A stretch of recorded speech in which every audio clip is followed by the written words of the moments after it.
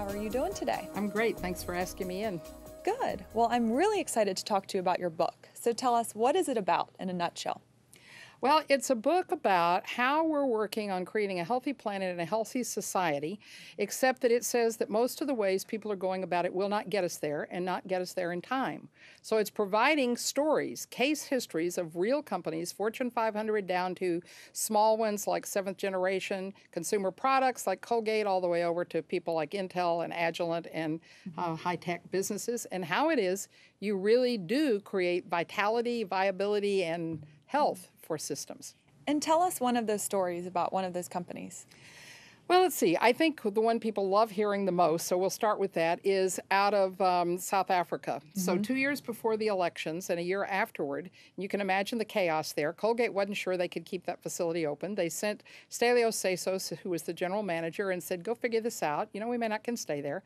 Stelios got there and he said, wow, this is, you know, if we close this, we're closing down 6,000 jobs, because that included distributors and suppliers who would have been totally impacted. But it was an unsafe environment. And so what he did is started building the skills for people to think as business people. I call them critical thinking skills, but how as you think in the same way, the CEO is sitting in a chair and has to think about everything. As a result of that, people ended up leading initiatives.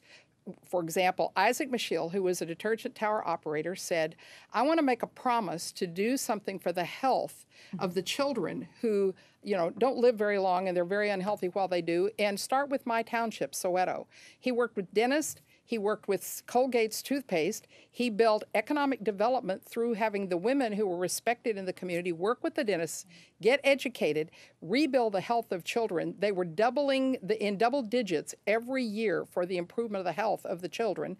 And they improved the revenues by 30% a quarter. He was one example. All of that was just a part of doing business. It wasn't a program that said, let's do something good for the community. It had to be proven in earnings, margins, and cash flow as well. Wow. So that's one example.